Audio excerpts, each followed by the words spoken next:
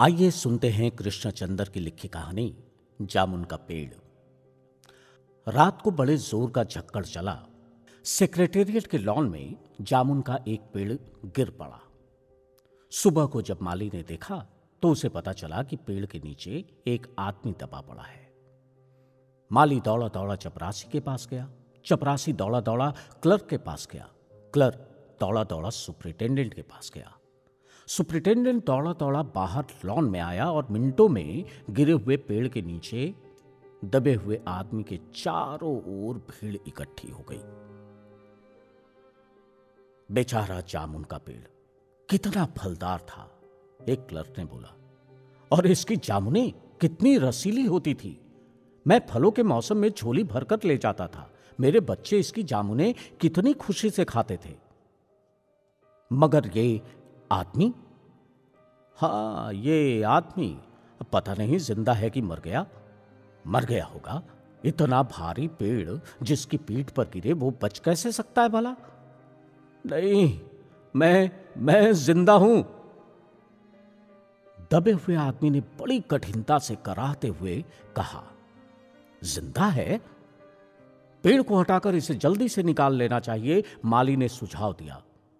मुश्किल मालूम होता है। एक सुस्त, कामचोर और मोटा चपरासी बोला, पेड़ का तना बहुत मोटा और वजनी है।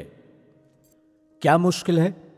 अगर सुपरिटेंडेंट साहब हुक्म दें तो अभी 10-15 माली, चपरासी और क्लर्क लगाकर दबे हुए आदमी को निकाला जा सकता है। माली ठीक कहता है। बहुत सारे क्लर्क एक साथ बोल पड़े, लगाओ लगाओ जोर, हम तैयार हैं। एक साथ बहुत से लोग पेड़ को उठाने को तैयार हो गए। तभी सुपरिटेंडेंट साहब ने कहा, ठहरो, मैं अंडर सेक्रेटरी से पूछ लूं। सुपरिटेंडेंट अंडर सेक्रेटरी के पास गया। अंडर सेक्रेटरी डिप्टी सेक्रेटरी के पास गया। डिप्टी सेक्रेटरी ज्वाइंट सेक्रेटरी के पास गया और ज्वाइंट सेक्रेटरी चीफ सेक्रेटरी के पास गया। चीफ सेक्रेटरी मिनिस्टर के पास गया।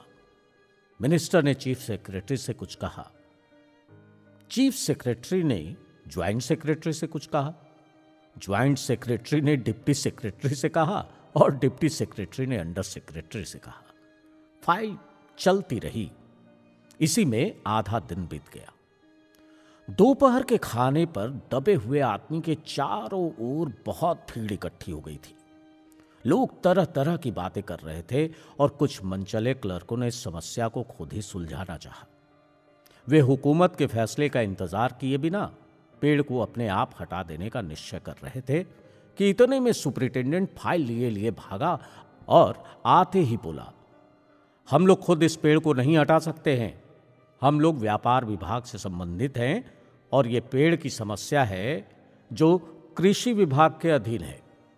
मैं इस फाइल को अर्जेंट मार्क करके कृषि विभाग में भेज रहा हूं। वहां से उत्तर आते ही इस पेड़ को हटवा दिया जाएगा।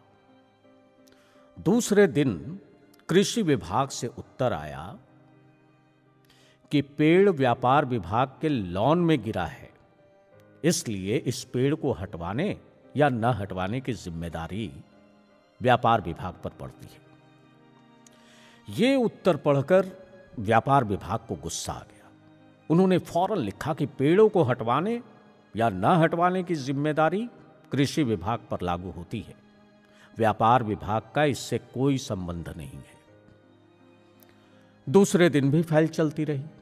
शाम को जवाब आ गया। क्योंकि ये एक फलदार पेड़ का मामला है और एग्रीकल्चर डिपार्टमेंट अनाज और खेती बाड़ी के मामलों में फैसला करने का हकदार है। जामुन का पेड़ चूंकि एक फलदार पेड़ है, इसलिए यह पेड़ हॉर्टिकल्चर डिपार्टमेंट के अंतर्गत आता है। रात को माली ने दबे हुए आदमी को दाल भात खिलाया, जबकि उसके चारों तरफ पुलिस का पहरा था कि कहीं लोग कानून को अपने हाथ में लेकर पेड़ को खुद ही हटाने की कोशिश न करें। मगर एक पुलिस कांस्टेबल को दया आ गई और उसने माली को दबे हुए आदमी को खाना खिलाने की इजाजत दे दी। माली ने दबे हुए आदमी से कहा कि तुम्हारी फाइल चल रही है, उम्मीद है कल तक फैसला हो जाएगा। दबा हुआ आदमी कुछ नहीं बोला। माली ने फिर कहा, तुम्हारा यहां कोई वारिस है तो मुझे उसका आता पता बताओ, मैं उन्हें खबर देने की कोशिश करूंगा। दबे हुए आदमी ने बड़ी मुश्किल से कहा, मैं लावारिस हूं। माली खेद प्रकट करता हुआ वहां से हट गया। तीसरे दिन हॉर्टिकल्चर डिपार्टमेंट से जवाब आ गया। बड़ा कड़ा जवाब था और व्यंग्यपूर्ण था।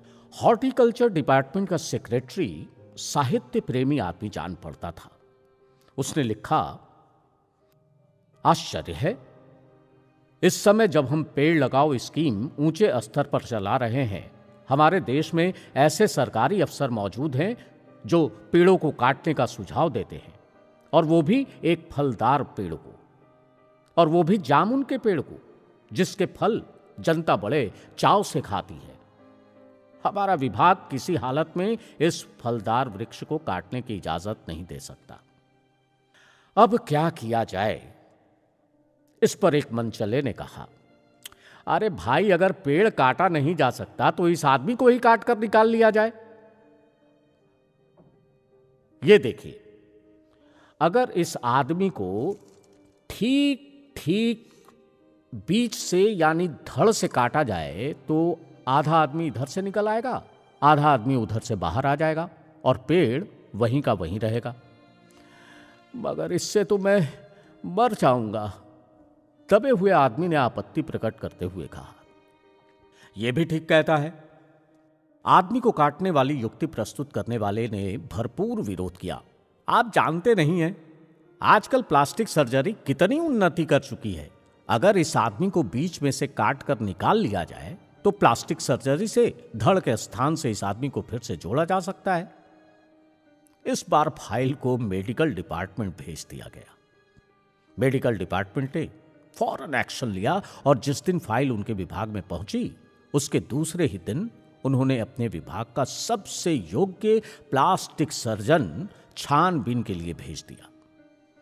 सर्जन ने दबे हुए आदमी को अच्छी तरह टटोलकर उसका स्वास्थ्य देखकर नाड़ी की गति को परखा, खून का दबाव देखा, दिल और फेफड़ों की जांच करके रिपोर्ट भेज दी कि आदमी का प्लास्टिक ऑपरेशन तो हो सकता है और ऑपरेशन सफल भी होगा, मगर आदमी मर जाएगा। इसीलिए यह फैसला भी रद्द कर दिया गया।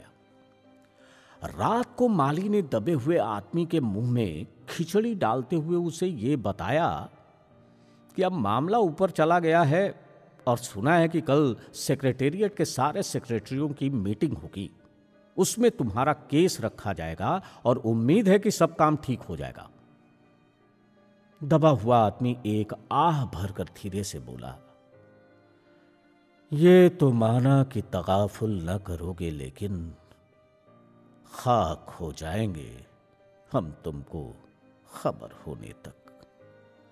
माली ने अचंभे से मुंह में उंगली दबा ली और चकित भाव से बोला, क्या तुम शायर हो? दबे हुए आदमी ने धीरे से सिर हिला दिया। दूसरे दिन माली ने चपरासी को बताया, चपरासी ने क्लर्क को, क्लर्क ने हेड क्लर्क को। थोड़ी देर में सेक्रेटरीट में यह अफवाह फैल गई कि दबा हुआ आदमी शायर है।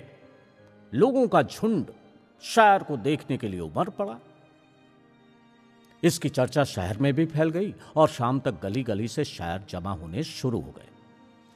सेक्रेटेरिएट का लॉन भांति भांति के कवियों से भर गया और दबे हुए आदमी के चारों ओर कवि सम्मेलन सा वातावरण उत्पन्न हो गया।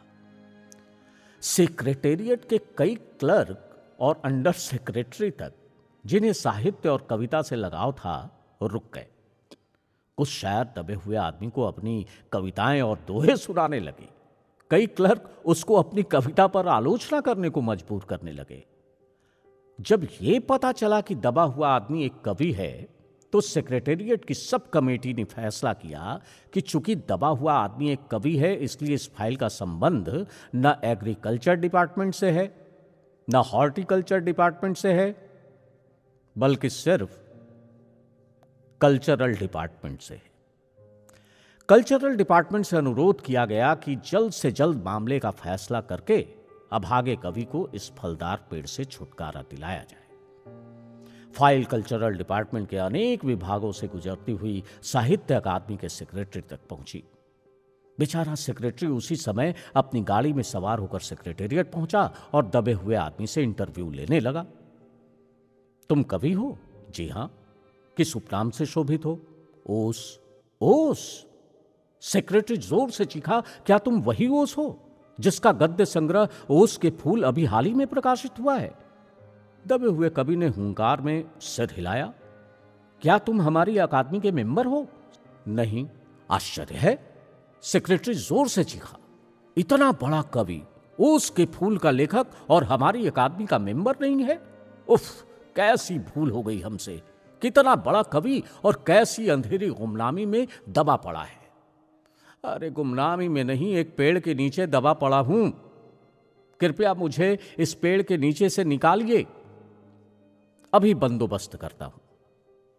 सेक्रेटरी फौरन बोला और फौरन उसने अपने विभाग में रिपोर्ट की। दूसरे दिन सेक्रेटरी भागा भागा कवि के पास आया और बोला, मुबारक हो भाई, मिठाई खाओ, हमारी सरकारी साहित्य अकादमी ने तुम्हें अपनी केंद्रीय शाखा का मेंबर चुन लिया है।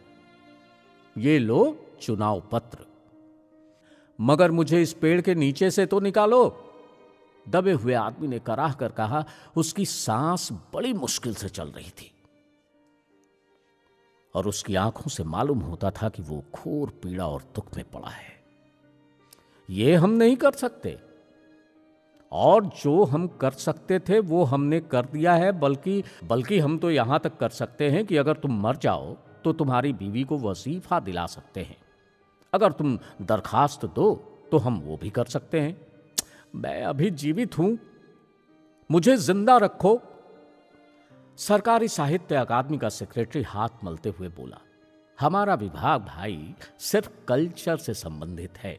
पेड़ काटने का मामला कलम दवात से नहीं, आरी कुल्हाड़ी से संबंधित है। उसके लिए हमने फॉरेस्ट डिपार्टमेंट को लिख दिया है और अर्जेंट लिखा है। शाम को माली ने आकर दबे हुए आदमी को बताया, कल फॉरेस्ट डिपार्टमेंट के आदमी आकर इस पेड़ को काट देंगे और तुम्हारी जान बच जाएगी। माली बहुत खुश था। दबे हुए आदमी का स्वास्थ्य जवाब दे रहा था, मगर वो किसी ना किसी तरह अपने जीवन के लिए लड़े जा रहा था। कल सवेरे तक किसी ना किसी तरह उसे जीवित रहना है। दूसरे दिन जब फॉरेस्ट डिपार्टमेंट के आदमी आरी कुल्हाड़ी लेकर पहुंचे तो उनको पेड़ काटने से रोक दिया गया। मालूम हुआ कि विदेश विभाग से हुक्म आया है कि इस पेड़ को न काटा जाए। कारण यह था कि इस पेड़ को 10 साल पहले पिटोनिया राज्य के प्रधानमंत्री ने सेक्रेटेरिएट के लॉन में लगाया था।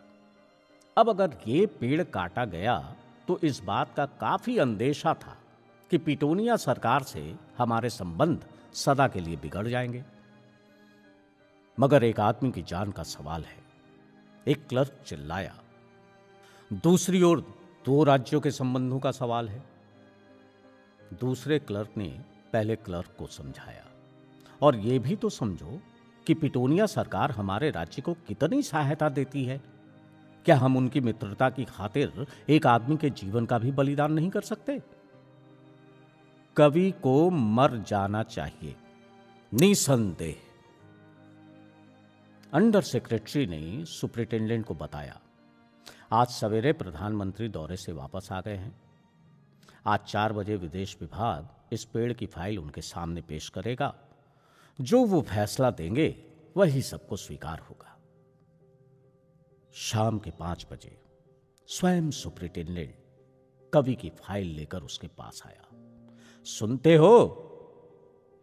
आते ही वो खुशी से फाइल को हिलाते हुए चिल्लाया, प्रधानमंत्री ने इस पेड़ को काटने का हुक्म दे दिया है और इस घटना की सारी अंतर्राष्ट्रीय जिम्मेदारी अपने सिर ले ली है।